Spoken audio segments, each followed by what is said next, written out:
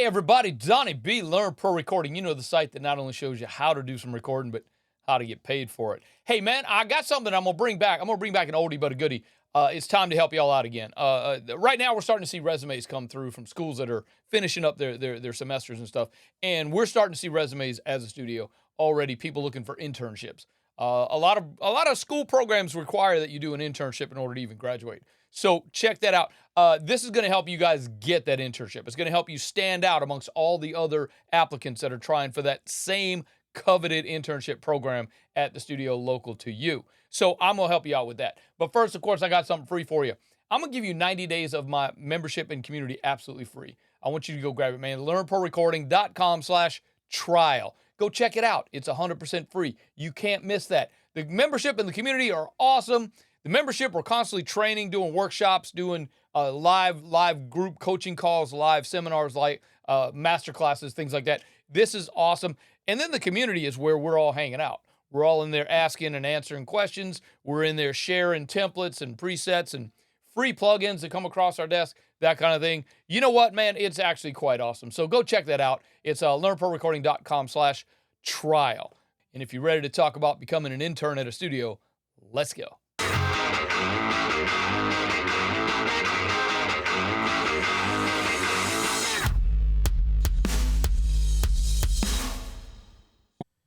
Hey guys, Donnie B here, Learn Pro Recording. Anyway, welcome back. Glad we're with you. Glad you're with us. Glad you're listening. Glad you're enjoying. If there's anything, thanks for the comments. Thanks for the emails. I'm really happy. I'm helping you guys out, and you guys are learning stuff and enjoying stuff, and hopefully a couple of little jokes that come across make you giggle. All right. So anyway, today I want to talk to you about helping you get an internship in a studio in your neighborhood or in your area. Okay. This is how this business is learned. If you want to become an engineer or a producer, or you want to learn how to run a studio, the best way to do that is to get into a studio and learn how to run and work in a studio. All right, we're going to talk a little bit more about that at the end of this thing. But right now, this is the way this is from day one, from the beginning of time, this is how this works. Some guy figured out how to make fire. He told his buddy. His buddy figured out that, hey, if I put my food on the fire, it tastes better. And now look. We got nothing but 4th of July barbecues all over the place. Damn. I love those guys, man. Those guys really hooked it up. Anyway, let's start with a disclaimer, okay? You guys, by now, you've dealt with me a couple of times, and you know who I am. I'm just a dude. I'm just a dude that loves what I love what I do.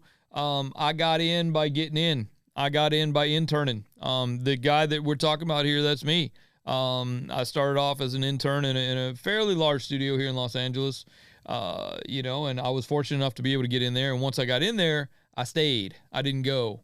I didn't leave. I actually brought a sleeping bag. I didn't want to leave. I just wanted to be there all the time. I wanted to soak it up. I wanted to learn everything I could learn. I want to learn everything I should learn. And now here I am. I own and operate with my wife. We own and operate ES Audio Services in Los Angeles. If you guys want to look it up, it's ES Audio Recording Studios in Los Angeles. Anyway, it's esaudio.com if you want to check it out. That's our studio. Anyway, here we go. Let's get going.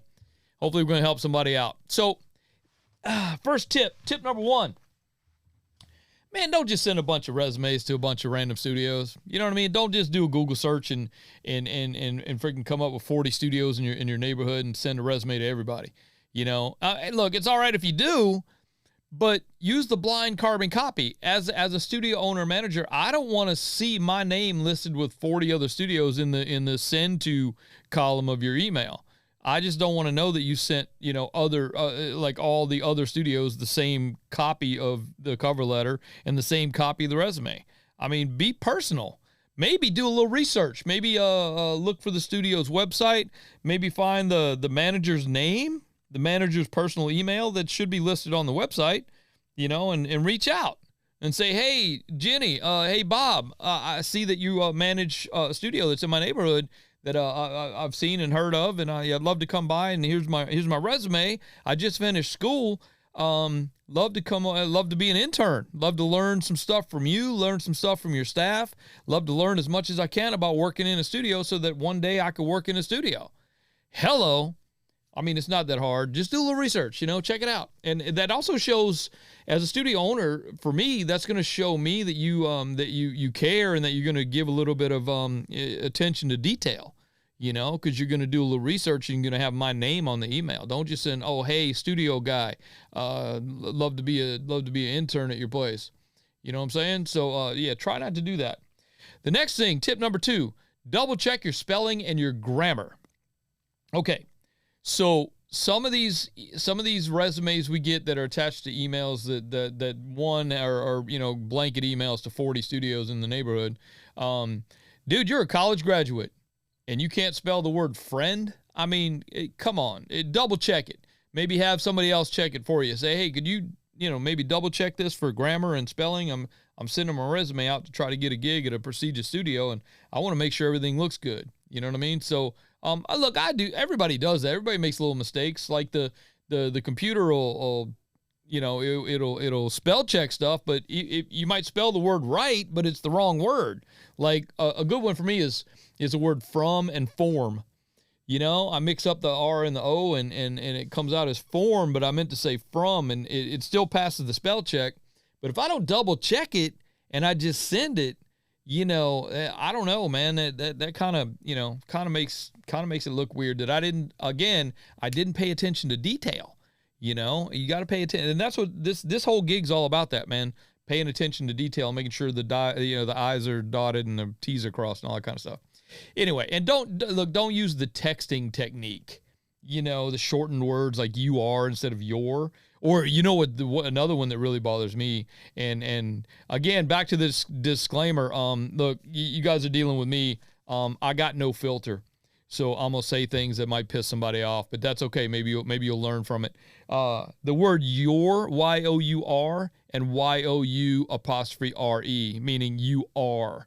That gets mixed up a lot, and that bothers me. Again, it's just laziness and not paying attention to detail. That's all that is. I don't know if y'all remember the record plant in Hollywood back in the day, man. It was like a really prestigious place to become an intern and to work. Rose Mancherney ran the place, and dude, she ran it like a military base. Perfect machine. It was awesome. I mean, everybody, even myself, I wanted to intern there, just because that was a place to get in. But they had a wait list, man. The intern wait list was forever. It was, years. Somebody basically had to die off before you got an internship there, so. But it was very prestigious, and everybody wanted to intern there. Rose isn't there anymore. I think she retired in 2015. But the record plant is still in Hollywood. It's still there. It's still pretty big, still pretty prestigious. I've worked there a couple of times actually since becoming an engineer. I've worked there a couple of times with some artists. Anyway, moving on. Tip number 3, dude, make sure you send a cover letter or an introduction letter. Let's say you find the name of the manager of the studio is Charlie. Okay. So you send your resume and a cover letter you want to attach your resume, which is, we're going to talk about in a second, but put a cover letter and use the personal. Hi, Charlie. It's me, Donnie Baker. I just graduated from Musicians Institute, or I just graduated from Full Sail or SAE or wherever you're going to school. I'm looking for a gig. I'd love to talk. I checked out your studio online. It really looks awesome.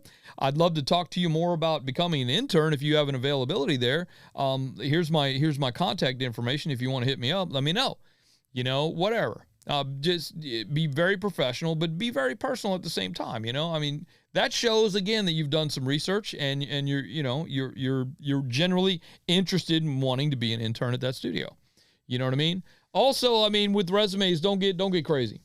Resumes should be, one page. I wouldn't even say 2.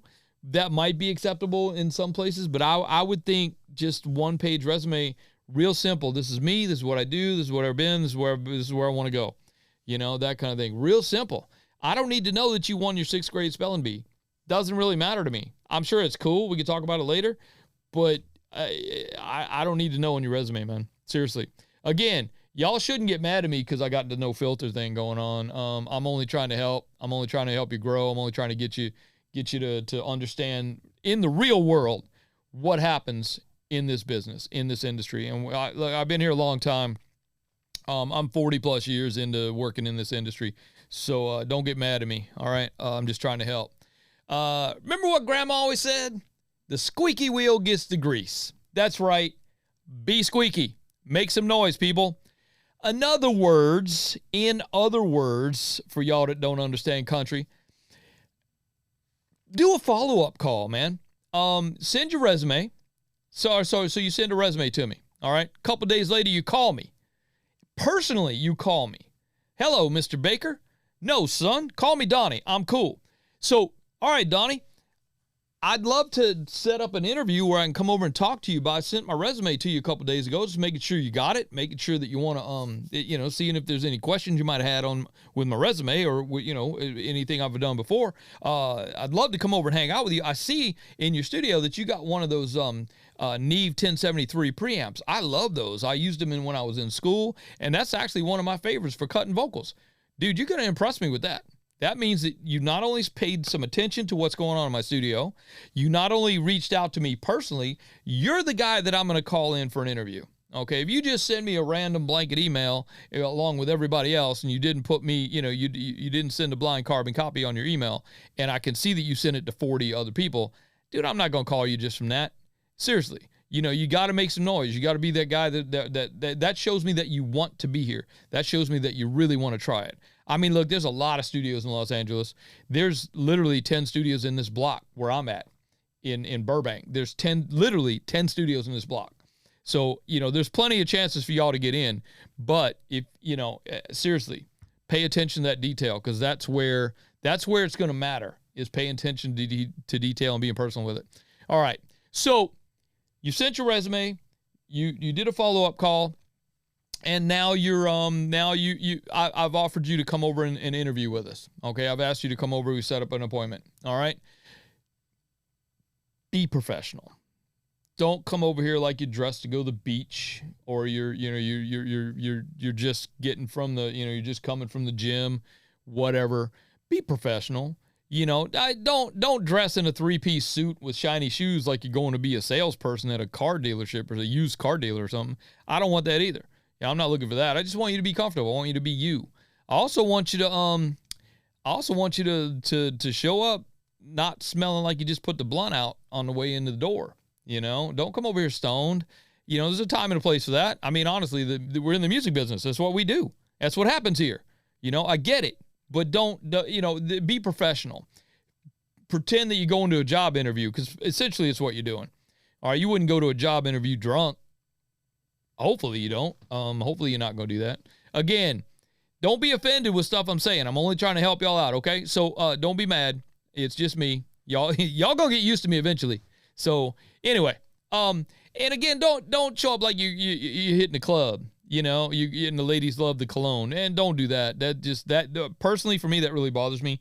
If you're slapping on too much cologne, or any cologne actually, because you and I are gonna be locked in a little room for 8 hours at a time when we're working together, and I don't need you smelling like a cologne store. I just don't. Again, there's a time and a place, and this ain't it for something like that. All right, so let's say now, you sent me the resume, you did the follow-up call, I brought you in for an interview, I really like you, we set you up on a schedule, okay? You're going to be an intern here, or wherever you're at. You're going to be an intern, okay? So, we have a saying in this business, and it should translate to interns and apprentices as well as engineers and assistants. If you're early, you're on time. If you're on time, you're late. And if you're late, you're fired. Let me say that again in case you missed it. If you're reading along with me here, that's what it says. If you're early, you're on time. If you're on time, you're late. And if you're late, you're fired. Shouldn't be anything else I have to say about that, because that is absolutely the truth. If I hire you as an engineer and you show up 25 minutes late to a session, and my client that is paying me for you to be here to work with has been sitting there for 30 minutes waiting for you, that's probably the last time I'm ever going to call you. All right. Just keep that in mind. We don't hire and fire people like a regular job. This is not let's look at that too. This is not a regular job. This is a gig-based business. All right. We're going to get you gigs. We're going to hire, we're going to bring you in for gigs. We're going to hire you as a contractor to do contract work for us. All right. You are a contractor. We're going to 1099 you at the end of the year. We're not going to give you a W-2. We're not going to take out taxes and pay your health insurance. That doesn't happen in this world. Not here. There are jobs out there in this industry that you can get that do that. And that's cool and all, but that's not for me. I can't do that personally. I don't do it that way. So here's how you get to stay here. All right. You make yourself valuable and irreplaceable. Place some value on you being here.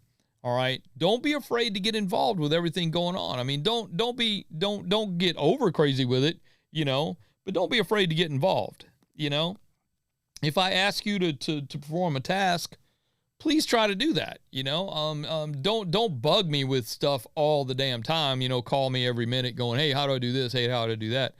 Take some initiative, learn how to do stuff. Figure out where the vacuum cleaner is. Figure out where the trash goes. Figure out how to refill the coffee machine. Whatever. You know what I mean? We had an intern here. He came in and he asked, got in to be an intern by doing the resume and doing the follow-up call and then doing the interview. And then now he's an intern here. Dude, that guy was amazing.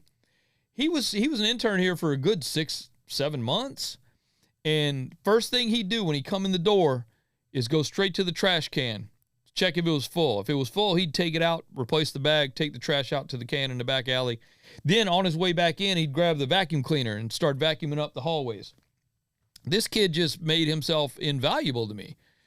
All the while, if there was nothing to do in the studio, if there was no work going on, there was no clients in here, he would sit in one of the production rooms and just watch YouTube videos on how to work Pro Tools. Watch YouTube videos on how to use Ableton, whatever. This kid just didn't. I don't think he slept.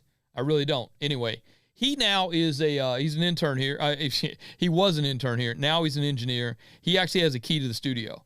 I call him in all the time, pretty much 2 or 3 times a week. He comes over and works a couple sessions for me. He also brings his own sessions here. He's got his own clients that he brings in, and he makes his own money with it. And this is just the way that he made himself valuable and irreplaceable. I really enjoy having this guy around here, and I kind of don't want to let him go anywhere. I kind of jealous if he works at another studio. I do feel a little bit of jealousy when I see him at another studio. I might, follow him on his Instagram or whatever. I see he's at another studio. I'm like, oh, what the hell, man?